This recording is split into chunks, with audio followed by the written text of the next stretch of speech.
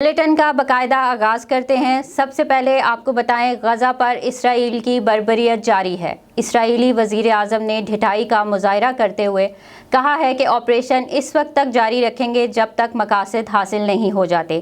11 روز سے جاری بمباری میں 64 بچوں اور 38 خواتین سمیت 227 فلسطینی شہید ہو چکے ہیں۔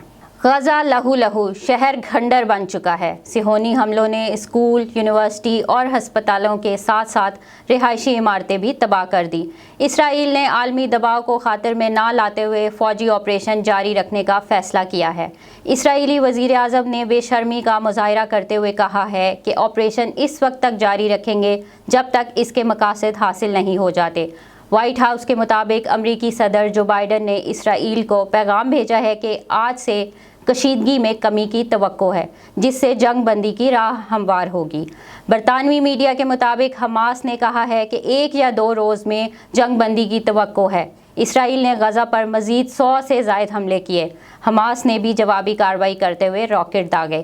فلسطینی صدر محمود عباس کا کہنا ہے کہ اسرائیل نے غزہ میں جنگی جرائم کا ارتکاب کیا ہے۔ صہیونی فوج کی کارروائیوں سے غزہ کا انفراسٹرکچر بری طرح تباہ ہو چکا ہے۔ 50 اسکول کارروائی کی زد میں آئے، 40,897 بچے متاثر ہوئے۔ اقوام متحدہ کے سیکرٹری جنرل نے غزہ کی فوری امداد کرنے کی اپیل کر دی۔